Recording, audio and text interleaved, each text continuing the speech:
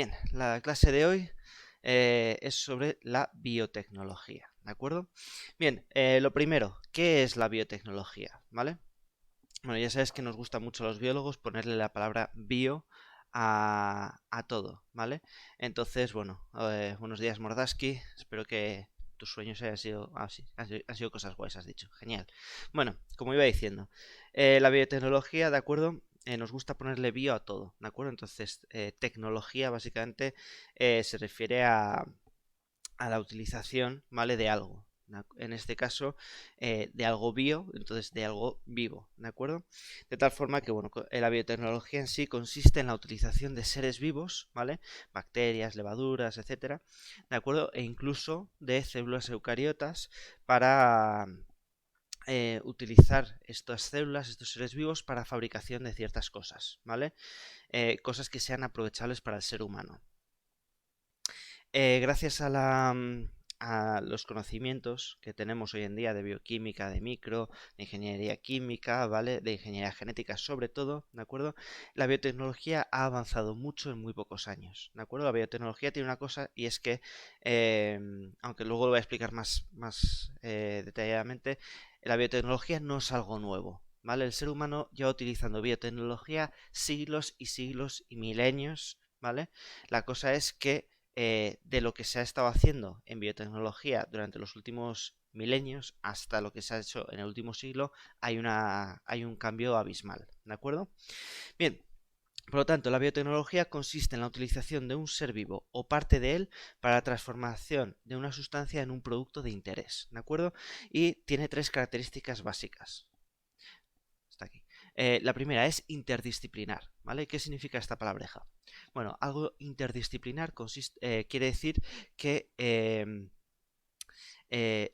participan varias disciplinas, ¿vale? Pues puede ser, pues yo que sé, en un laboratorio interdisciplinar, pues puede haber un biólogo, puede haber un biólogo que se dedique a la genética, uno que se dedique a la botánica, un químico, 5 técnicos de laboratorio, un físico, ¿vale? Eso es interdisciplinar, es decir, diferentes disciplinas dentro de la ciencia que funcionan conjuntamente, ¿de acuerdo?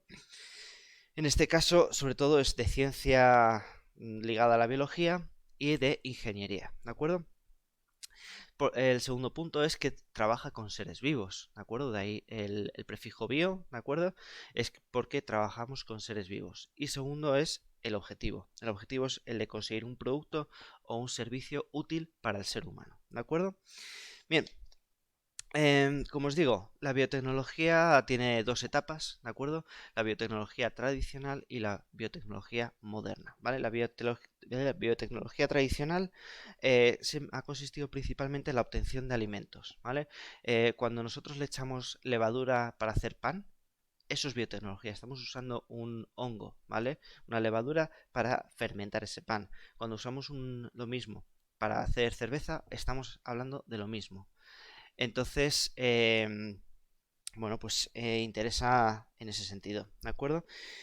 Em, no es hasta el siglo XIX, ¿vale? Cuando la tecnología empieza a moverse mucho, ¿vale? Sobre todo gracias a Pasteur y sus fermentaciones, ¿vale? Y en el siglo XX hay una segunda etapa, ¿de acuerdo? Que es la biotecnología moderna, donde se desarrolla principalmente todo a base del conocimiento que tenemos hoy en día del ADN, ¿de acuerdo?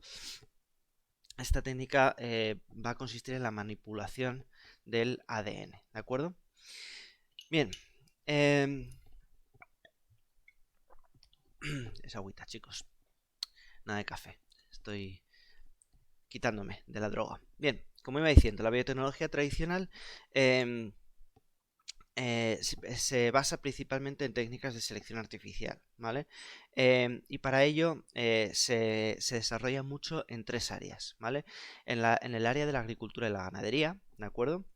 Generalmente obteniendo variedades de animales y de plantas que sean o que generen mayor producción o que sean más resistentes, ¿de acuerdo? Lo que sea. Por ejemplo, un ejemplo muy básico, ¿vale? Yo tengo una granja y tengo 15 vacas, ¿vale? Y me dan una media de, yo qué sé, no sé cuántos litros de leche da una vaca al día, pero imaginaos, me da una media de 4 litros, ¿de acuerdo? Pero las tengo que me dan 3, las tengo que me dan 5. Tengo unas que incluso me dan menos y unas que incluso me dan más, ¿vale? Tengo una, ¿vale? La vaca Pepa, que me da hasta 6 litros de leche al día, ¿vale? Es la que más leche me da. Bien, a mí, ¿qué vaca me interesa reproducir? Me interesa reproducir la vaca Pepa, ¿vale? ¿Por qué? Porque lo más seguro es que los genes de la vaca Pepa los reciban sus hijos. Por lo tanto, después de varias generaciones, es probable que mi producción de leche pase de ser de 4 litros a 4 litros y medio o 5 litros, ¿vale? Teniendo el mismo número de vacas, teniendo el mismo consumo de alimentos, los mismos gastos, ¿vale? Entonces, es una forma de ir seleccionando, ¿de acuerdo? Lo mismo, yo por ejemplo les he puesto un pequeño proyecto a los de primer bachillerato para hacer un huerto en casa, ¿vale? Si queréis hacerlo vosotros también podéis, lo he subido al canal, ¿vale? Y dentro de ese proyecto, pues cuando plantan sus semillas de tomate y de pimiento, ¿vale? Les digo, vale, pues en el momento de trasplantar, ¿vale? Lo más seguro es que os hayan crecido más de las que queráis, tenéis que seleccionar, y si seleccionan, pues las que hayan crecido mejor. ¿Por qué? Porque es más probable que esas plantas crezcan más, ¿de acuerdo? Y me den más tomates, ¿vale? Lo mismo que cuando les digo que seleccionen las semillas. Tienen que seleccionar las semillas de un tomate que sea un tomate que esté particularmente bueno, etcétera, etcétera. ¿De acuerdo? Bueno, pues una selección artificial de agricultura y ganadería. En la industria alimenticia, ¿vale? Pues generalmente basado en fermentaciones, ¿de acuerdo? ¿Qué alimentos podemos encontrar en fermentaciones? Bueno, pues además de todos los que tenéis aquí, ¿de acuerdo?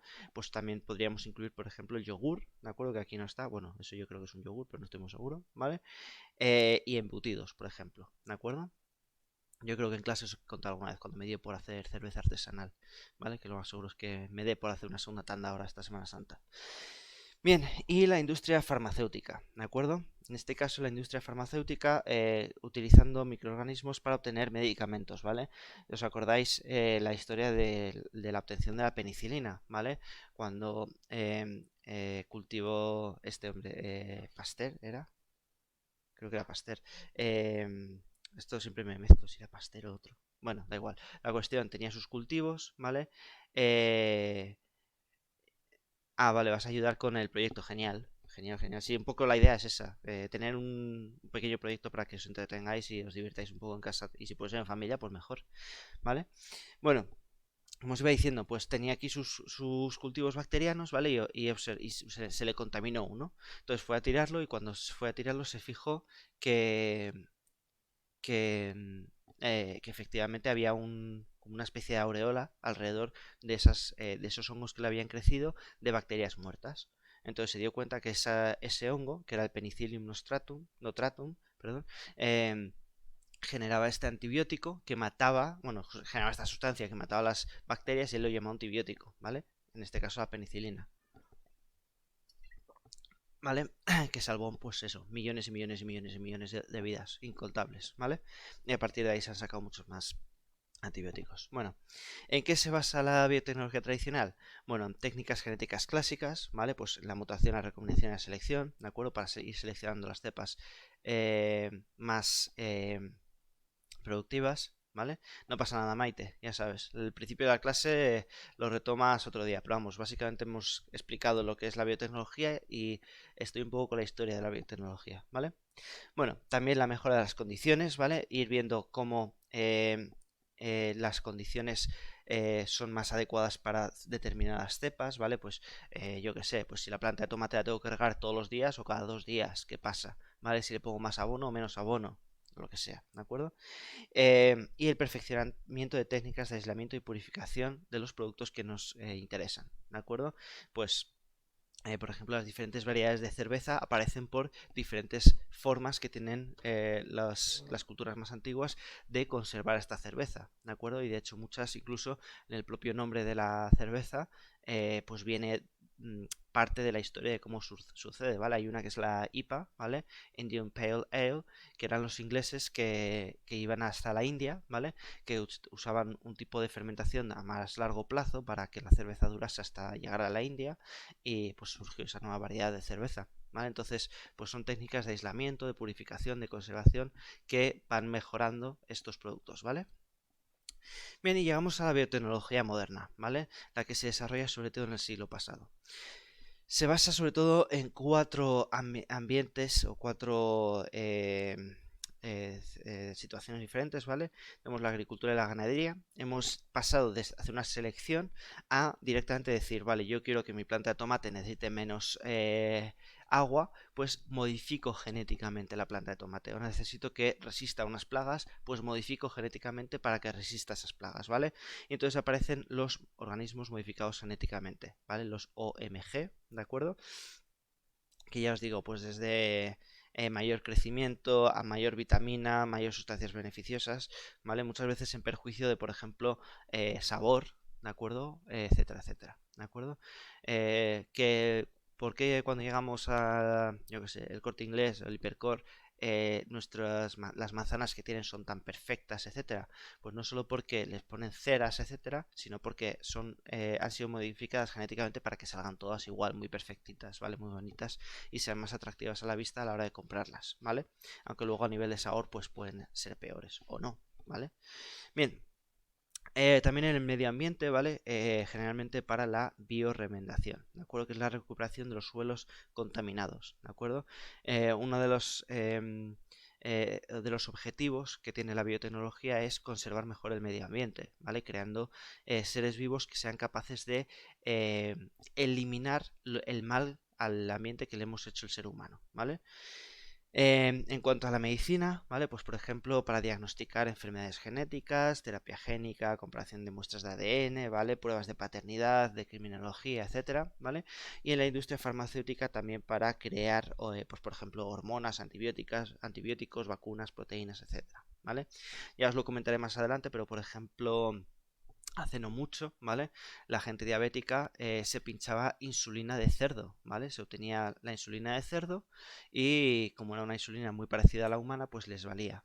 Pero gracias a la biotecnología, pues se ha conseguido hacer eh, o conseguir que bacterias sinteticen la insulina humana, ¿vale? Entonces, al sintetizar la insulina humana, ahora los diabéticos, la insulina que se pinchan es insulina humana, ¿vale? Generada por bacterias, sí, pero insulina genéticamente humana, ¿de acuerdo? Lo cual, pues, es mucho más eficaz y, pues, siempre es mejor, ¿vale?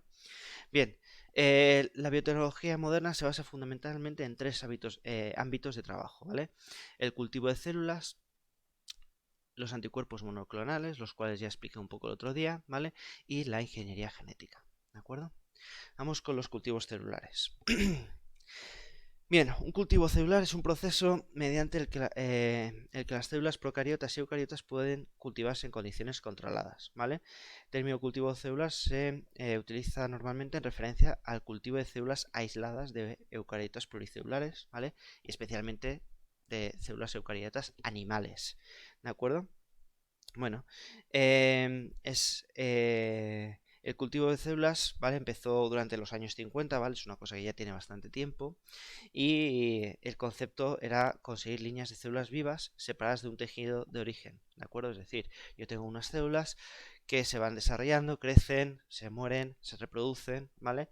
De un organismo multicelular, pero fuera de ese organismo multicelular. Las condiciones que necesitan se las voy a aportar yo exógenamente, ¿de acuerdo? Bueno, se utiliza para muchísimas cosas, ¿vale? Por ejemplo, para hoy en día un tema que nos interesa mucho en la virología, ¿vale? Se crean unas condiciones de cultivo, ¿de acuerdo? Para crear vacunas antivirales, ¿vale? Para poder crear vacunas, para atenuar esos virus, etcétera, se puede utilizar células en cultivo, ¿de acuerdo? Incluso para probarlas, a ver cómo funcionan, efectos secundarios, etcétera, se puede aplicar directamente en cultivos celulares y ya está, ¿vale? Investigación sobre el cáncer también, ¿vale? Cuando nos interesa estudiar un cáncer, no cogemos una persona, un tumor directamente, a veces sí, ¿vale? Pero bueno, esto es una forma también de hacerlo. Para inmunología, ¿vale? Para ver cómo reacciona el sistema inmune, haciendo cultivo de células, pues por ejemplo linfocitos. Ingeniería de proteínas, ¿vale? Para crear proteínas, líneas celulares que generen esas proteínas, ¿vale? Por ejemplo, la insulina, la hormona del crecimiento. Me dijeron hace poco alguien que estaba trabajando con hormona del crecimiento, no me acuerdo quién. Pero bueno, pues eso, ¿vale? Pues a veces simplemente produciendo hormona de crecimiento para esas terapias tan caras a veces. Bueno, También estudios de interacción y señalización celular, aplicaciones diagnósticas, ¿de acuerdo? Para, como os digo, para probar toxicidad de ciertos medicamentos directamente sobre células que no sobre un ser vivo, ¿vale? Pues yo que sé, incluso pues sabéis que muchas cremas, geles, etcétera, antes se probaban en animales, ¿vale? Y entonces ahora muchos nos venden pues eso, productos que no han sido probados sobre animales. ¿Cómo se prueban? Pues directamente sobre cultivos celulares, ¿vale? Bueno, hay una pequeña historieta, ¿vale? Que son los cultivos celulares ELA, ¿vale? Los cultivos ELA son una línea de células epiteliales humanas procedente de un carcinoma cervical, ¿vale? Cervix de cuello de útero, ¿vale? De una mujer que era Henrietta Lacks, ¿vale? Una mujer que en 1951 se le extrajo esas células de su cervix, ¿vale? Porque tenía un cáncer, ¿vale? Y la pobre mujer falleció poco después. Pues esas células cancerígenas, ¿vale? Pues tienen una división sin control y sin especialización. Bueno, pues a día de hoy se sigue usando esa línea de células, ¿vale? Es la línea comercial más utilizada en la Tierra, ¿vale? En los laboratorios, ¿de acuerdo? Se conoce perfectamente cómo actúan esas células, qué ventajas, qué inconvenientes tienen. Entonces, bueno, pues como se conoce, pues ya se utilizan, ¿vale? Bien, los anticuerpos monoclonales, ya los expliqué un poco el otro día, ¿vale? Consiste en crear un anticuerpo homogéneo producido por una célula híbrida, ¿vale? Esta célula híbrida es un clon de un linfocito B descendiente de una sola célula madre y una célula plasmática tumoral. ¿Qué consigo con eso?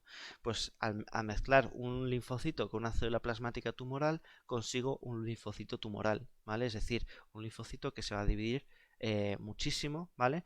Y me va a crear pues muchos descendientes.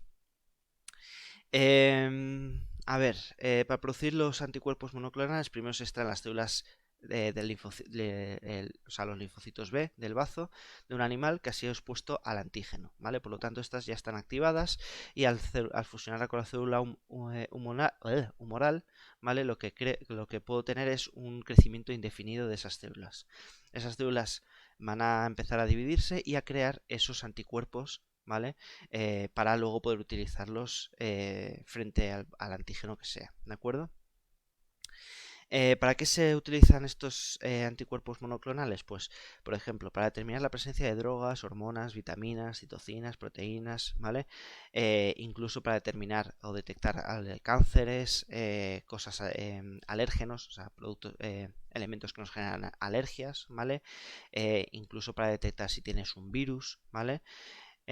Por ejemplo, se utilizaba mucho en la época, bueno, se sigue usando, ¿vale? Cuando se les hace los test estos a los deportistas para ver si tienen dopaje, ¿vale? Pues muchos de los elementos que se hacen son estos anticuerpos monoclonales. Se echa sobre la sangre y si reacciona es que han encontrado esa sustancia, ¿vale? Y tienes esa sustancia en la sangre. También se utiliza para determinar los grupos sanguíneos, ¿vale? Tenemos anticuerpos del A, del B, ¿vale? Y del RH positivo, y entonces se pone sobre la sangre y si reacciona es que la sangre es de ese tipo, ¿vale? De hecho lo tengo en el laboratorio, lo que pasa es que creo que los anticuerpos ya están caput, ¿vale? Pero un día realmente se podría hacer una detección de grupo sanguíneo.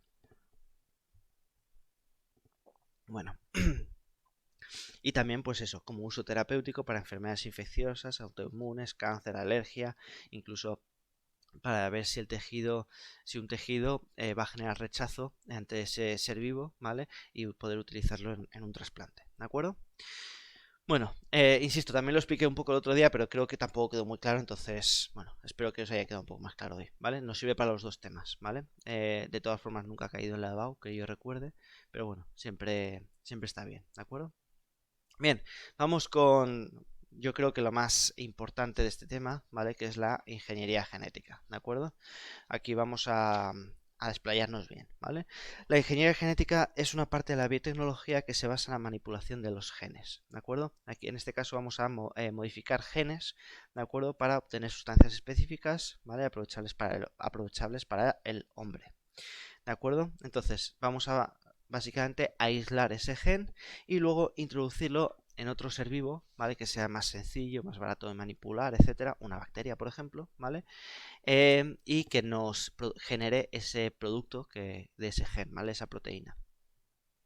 La ingeniería genética permite, por ejemplo, desde quitar genes, añadir genes, aumentar el número de moléculas de ADN, clonar células, clonar individuos, crear organismos genéticamente modificados, ¿vale? Los OMG o los organismos transgénicos, ¿vale? Tiene una cantidad inmensa de aplicaciones y unas aplicaciones súper importantes a día de hoy, ¿vale? Bien, ¿cómo se hace? Bueno, lo primero necesitamos enzimas de restricción, ¿vale? ¿Qué era una enzima? Una enzima es una proteína que va a catalizar una reacción química. En este caso, una enzima de restricción es una enzima que es capaz de cortar el ADN, ¿de acuerdo? Las enzimas de restricción básicamente se compran, ¿vale? Hay tiendas que te venden unas enzimas concretas, ¿de acuerdo? Tenéis aquí el nombre de las enzimas, ¿vale? De unos cuantos ejemplos, ¿de acuerdo? Y cada enzima lo que hacen estas enzimas es reconocer una secuencia y cortar esta secuencia en forma de escalón, ¿vale? Veis que los corta en forma de escalón, ¿vale? En algunos casos no, ¿de acuerdo? Pero lo normal es eso, en forma de escalón, ¿vale? Esto se llama extremos cohesivos, muy importante, ¿vale? Para luego lo que vamos a hacer. ¿Por qué? Porque luego nosotros lo que vamos a hacer es el gen, ¿de acuerdo? Tener un gen, ¿vale? Para insertarlo aquí, pues tiene que empezar por también un extremo cohesivo que tenga adenina, guanina, citosina, timina. De tal forma que aquí va a encajar perfectamente. Y en el otro extremo va a tener timina, citosina, guanina, adenina. Y encajará en este extremo. Por lo tanto, lo que he hecho aquí es un corte y meto el gen para hacer un empalme. Ahora el ADN será más largo y tendrá un gen incluido o varios genes, ¿de acuerdo? Eso, obviamente, después de meter la enzima, de meter el gen, también hay que meter ligasa, ¿vale? Acordaos que la ligasa se encarga de eso, de juntar fragmentos de ADN, ¿de acuerdo? Bien, bueno, esto fue tan importante que se premió con un premio Nobel, ¿vale? El premio Nobel de Medicina de 1978, ¿de acuerdo? Que fue por eso, por el descubrimiento de las endonucleasas, ¿de acuerdo? Que son las enzimas de restricción, ¿de acuerdo? Y por ello, pues se empezó a utilizar el ADN recombinante, ¿vale? El primer uso práctico que tuvo fue incluirle a la Escherichia coli, esa bacteria que tenemos nosotros en simbiosis en nuestro intestino, ¿vale? Que se le introdujo el gen de la insulina humana para generar insulina para los diabéticos, ¿vale? Bien. A ver, espera que me he perdido un poco. Vale, sí. ¿Cómo se construye el ADN recombinante? ¿Vale? Bueno, pues es un fragmento de ADN construido artificialmente, ¿de acuerdo? A partir de segmentos no homólogos de organismos diferentes. Suele tener un vector y uno o varios genes que son los que me interesan, ¿vale? Este vector son fragmentos de ADN que pueden transferirse, que pueden transferir genes de uno a otro, ¿vale? Los más utilizados, ¿cuáles son? Pues este de aquí, el plásmido, ¿vale? Los plásmidos bacterianos. En ocasiones también se pueden utilizar virus, ¿vale? Que sabéis que los virus también son capaces de insertar fragmentos de ADN en el ADN original, ¿vale? De la célula huésped, ¿vale? Pero bueno, básicamente lo que voy a utilizar es este vector, ¿vale? Y los genes que me interesen, ¿de acuerdo? En este caso es este fragmento, ¿vale? Y bueno, pues para eso tenemos las genotecas, ¿vale? Que son pues una especie de bibliotecas de genes, ¿vale? Donde tenemos los ARN mensajeros aislados y que se han copiado de los ADNs complementarios. Y entonces metemos esto. ¿Cómo se mete? Pues usando esas enzimas de restricción y las ligasas, ¿vale? Cortamos el vector por un sitio concreto y nuestro fragmento de ADN va a tener un extremo que coincida con este y un extremo que coincida con el otro, ¿vale? Entonces, no solo encajan, sino que al meter la ligasa los va a unir. Entonces, ahora lo que tengo es un plásmido donde le he incluido uno o varios genes que son los que me interesan, ¿vale? Bien, este plásmido, a su vez, se puede introducir en una célula huésped, en este caso una bacteria, si es un plásmido, ¿vale? ¿Por qué? Pues porque los plásmidos son plásmidos bacterianos, ¿vale? Las células huésped hay varios tipos. La principal es en bacterias, ¿vale? La Escherichia coli es la más sencilla que se utiliza, ¿vale? En levaduras también, porque ya sabéis que las levaduras se reproducen también a una velocidad pasmosa, ¿vale? Y también a veces en células eucariotas, ¿vale? Líneas celulares de mamíferos, por ejemplo, las células ELA que os comentaba antes, ¿de acuerdo? Bien. Cada uno va a tener sus ventajas y sus inconvenientes, ¿vale? Las bacterias se caracterizan porque su material genético es muy simple, ¿vale? Y suelen crecer muy rápido y en condiciones bastante sencillas, ¿vale? La E. coli que necesita, pues necesita una temperatura de cuerpo humano, unos 37 grados, agua, nutrientes, pero no son muy exigentes con los nutrientes, viven en nuestro intestino grueso, o sea que se alimentan de lo que les llega que no hemos digerido nosotros, ¿vale? No son muy exigentes. Bueno, pues, su principal inconveniente, ¿cuál es? Pues que no llevan a cabo algunas de las modificaciones que sí realizan las células eucariotas, ¿vale? Las proteínas, como puede ser la glucosidación, es decir, tras la transcripción, ¿vale? Hay veces que las proteínas necesitan un proceso de maduración, cortarle, meterle cosas, etcétera. Eso las bacterias no lo hacen tal y como lo hacemos las células eucariotas, ¿vale? Entonces, para ciertas sustancias necesitamos usar células eucariotas sí o sí, ¿vale? El caso de las levaduras son más complicadas, especialmente pues, las líneas celulares eucariotas, ¿vale? Porque no crecen tan rápido. Y suelen ser más difíciles, necesitan unas condiciones más exigentes, ¿de acuerdo? Entonces, bueno, siempre que se pueda se utilizan bacterias, pero si no, bueno, pues habrá que ir viendo qué se necesita. ¿De acuerdo? Las levaduras también son eucariotas, entonces sí que van a hacer algunas modificaciones, ¿vale? Pero bueno, bueno, cada producto necesitará unas condiciones concretas o no, ¿vale? Bueno, os he puesto también los apuntes un poco rápido cómo ocurre esto, ¿vale? Bien, otro, y creo que es lo último de hoy. Ah, no, me queda el proyecto del genoma. Ah, no, me queda bastante, vale. Otra de las cosas de las que vamos a hablar hoy, ¿vale? Si os dedicáis en algún momento o trabajáis en un laboratorio, seguro que os vais a aburrir de hacer esto, ¿vale? Que son técnicas de amplificación de ADN, ¿vale? Son técnicas que me van a servir incrementar la cantidad de ADN, ¿vale? Hay dos técnicas, la primera es la clonación bacteriana, ¿vale? Que es el proceso que he explicado antes, ¿vale? Y el otro, que es la que se utiliza principalmente, que son las PCRs, ¿vale? O, el nombre largo, la reacción en cadena de la polimerasa, ¿vale? Para que os hagáis una idea, siempre relacionándolo con cosas actuales, ¿vale? ¿Qué está ocurriendo ahora con los test estos del coronavirus? Pues que hace falta en el test, ¿vale? Hay que hacer una PCR. ¿Y cuál es el problema? Que hay una limitación de PCRs que se pueden hacer, ¿vale? No se puede estar, o sea, no tenemos tantos laboratorios haciendo tantas PCRs como ahora mismo la tasa de contagio que tiene este virus, ¿vale? Bueno, la PCR me permite en unas pocas horas hacer millones de copias de un segmento de ADN, ¿vale? A partir de una muestra muy pequeña. De hecho, desde solo una cadena de ADN se puede hacer millones, ¿de acuerdo? Entonces, de una cadena de ADN lo que consigo son 2 copias. De 2 copias obtengo 4, ¿vale? De 4, 8. De 8, 16, ¿vale? Y así, en bucle, ¿vale? No, de hecho, de 8, 16. Sí, de 8 a 16, ¿vale? Voy obteniendo muchísimos ciclos, ¿vale? Muchísimas copias, ¿vale? Que en 20-30 ciclos se obtienen miles de millones de copias, ¿vale? Bueno, ¿qué se necesita? Bueno, pues el ADN que se quiere amplificar, ¿vale? Nucleótidos trifosfato, ¿vale? Adeninas, guaninas, citosinas y timinas, ¿vale? Para poder hacer todas esas copias. Un ADN cebador y un ADN polimerasa, ¿vale? ADNs polimerasas que son algo diferentes a las que tenemos en nuestro cuerpo, porque estas son capaces de actuar a temperaturas muy elevadas sin desnaturalizarse, ¿vale? Concretamente se trabaja a 72 grados centígrados, ¿vale? Para que la reacción sea mucho más rápida. La técnica es muy sencilla, se calienta la muestra por encima de 90 grados y lo que conseguimos es desnaturalizar el ADN, se baja la temperatura a 50 grados para que los cebadores se hibriden con los extremos complementarios de cada cadena, ¿vale? Y luego se vuelve a elevar a 72 para que el ADN polimerasa empiece a sintetizar el ADN a su máxima velocidad, ¿vale? Cuando ya se ha hecho, se repite el ciclo, se vuelve a subir a 90, se baja a 50, se sube a 72, ¿vale? Siguiente ciclo. Bueno, pues básicamente cada ciclo, como os digo, vamos a ir incrementando el número de copias, ¿vale? Es un proceso muy sencillo. Por desgracia, nunca he hecho una, ¿vale? Pero mis amigos, etcétera, que trabajan en laboratorios, vamos, es el pan suyo de cada día. Entran al laboratorio, encienden la Nespresso y encienden la máquina de PCRs, ¿vale? Bien, el proyecto del genoma humano, ¿de acuerdo?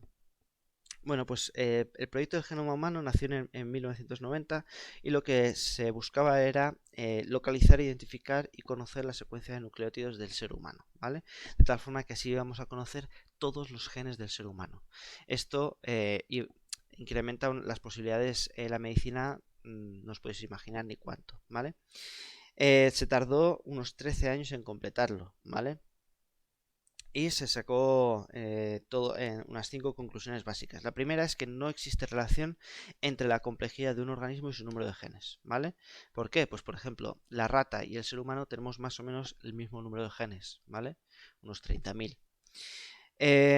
Compartimos genes con otros organismos, incluido bacterias, ¿vale? O sea, hay genes que están presentes en todos los seres vivos. También que el 99,99% de la información genética es idéntica entre todos los seres humanos, ¿vale? Lo que siempre os digo, los seres humanos genéticamente somos muy parecidos entre nosotros, tan parecidos que realmente hablar de razas en el ser humano biológicamente no tiene ningún sentido, ¿vale? No hay una diferencia genética lo suficientemente grande como para poder hablar de razas biológicamente hablando en el ser humano, ¿vale? Em, También se ha visto que un gen puede originar varias proteínas, ¿vale? Es decir, de un solo gen se pueden formar varias proteínas según modificando, mejor dicho, el proceso de ensamblaje posterior y de maduración de la proteína. Y luego que la mayor parte del ADN está constituido por secuencias repetitivas o interrumpidas cuya función se desconoce, ¿vale? La mayor parte del ADN a día de hoy no se conoce su función. Desde el 2003 hasta hoy se ha reconocido muchas partes y muchas funciones, ¿vale? Pero se sigue sin saber gran parte del ADN para qué sirve. Bueno, ¿qué repercusiones tuvo el proyecto del genoma humano? Lo primero es poder estudiar las enfermedades genéticas, ¿vale? Se avanzó muchísimo en estas enfermedades, ¿de acuerdo? El estudio de estas enfermedades. También ha mejorado la comprensión del desarrollo embrionario, ¿de acuerdo? Es decir, la activación y la inactivación de secuencia de genes. También hay avances en el conocimiento de la evolución, ¿vale? Pues eso, gracias al proyecto de genoma humano se puede comparar los genomas de diferentes especies y ver a cuál nos parecemos más, a cuál nos parecemos menos, incluso en especies ya extintas, ¿vale? Y también se determinan cuáles son los genes esenciales para la vida, qué genes cuando desaparecen provocan que la vida no se pueda dar, ¿vale? Bueno, por último nos vamos a la clonación, ¿vale? Y con esto termino la clase de hoy. La palabra clon significa copia exacta, ¿vale? La ingeniería genética nos permite obtener clones, ¿vale? Es decir, organismos genéticamente idénticos, ¿vale? Distinguimos 3 tipos de clonación: la celular, la clonación de células y la clonación de organismos completos. La clonación celular, ¿vale? Se hace para obtener copias de ADN mediante células llamadas células anfitrionas, ¿vale? Entonces lo que hago es básicamente conseguir copias de ADN. La clonación de células, ¿vale? Es para obtener células iguales. De esta forma se crean tejidos reparadores, ¿vale? Para sustituir a tejidos que están dañados. ¿De acuerdo? Por ejemplo, como os comentaba, pues cuando se clona piel, ¿vale? De uno mismo, para hacer injertos de piel y reparar, pues eso, posibles zonas que haya quemados, etcétera. ¿De acuerdo? Y clonación de organismos completos, ¿vale? Es decir, obtener clones, o sea, organismos que sean idénticos entre sí. Gracias a esta técnica, en 1996 en Edimburgo se consiguió copiar hacer un clon de la oveja Dolly, ¿de acuerdo? ¿Qué se hizo? Pues nada, es un proceso realmente bastante sencillo. Se coge un ovocito, ¿vale? Y se le extrae el núcleo, ¿de acuerdo? Es decir, un óvulo. Y lo que hace es que se coge una célula somática, una célula de cualquier parte del cuerpo, ¿vale? En el caso de la oveja Dolly se cogió una célula de tejido mamario, ¿vale? Y de ahí el nombre. Dolly viene de Dolly Parton, que era una cantante creo que de country, de la época de mi padre, que tenía pues unos senos bastante voluminosos y de ahí se le puso el nombre, ¿vale? Pues como se había cogido tejido mamario, pues eso. No fueron muy Muy buenos con el nombre, pero bueno. Y se le extrae el núcleo a esta célula somática y se le inserta en el ovocito, en el óvulo. ¿Qué tengo ahora? Lo que tengo es un óvulo con un núcleo diploide, básicamente un cigoto. Entonces se lleva a cabo el desarrollo embrional, ¿vale? Para ello hay que meterla en una oveja que sea, ahora te contesto, Maite, en una oveja que sea la que sea la madre de esa oveja, ¿vale? La que lleve el embrión en su interior, ¿de acuerdo? Y así lo que se obtiene es, tras el periodo de desarrollo propio de la especie, un individuo clonado, ¿vale? ¿Cuál fue el error a la hora de clonar a la oveja Dolly? Pues muy sencillo, que no tuvieron en cuenta una cosa que se sabe hoy en día, que es el envejecimiento celular, ¿vale? Se utilizó una célula que tenía ya el mismo envejecimiento celular que el organismo originario. Entonces, la oveja que nació tenía ya un envejecimiento celular bastante avanzado y creo que la oveja Dolly murió a los 3 años, ¿vale? Entonces, bueno, pues eso a día de hoy, por ejemplo, se sabe y se puede modificar, ¿de acuerdo? Ahora sí he terminado, ¿vale? Voy. Maite, me dices si se puede clonar a partir de un pelo. El problema del pelo es que las células, en la mayor parte de ellas están muertas, ¿vale? Entonces, tanto el pelo y la sangre son dos tejidos que, a pesar de que CSI nos quiera decir que no, son tejidos que no tienen muchas células nucleadas, entonces no son muy buenos para obtener ADN, ¿vale? Así que nada, chicos, bueno, termino la grabación.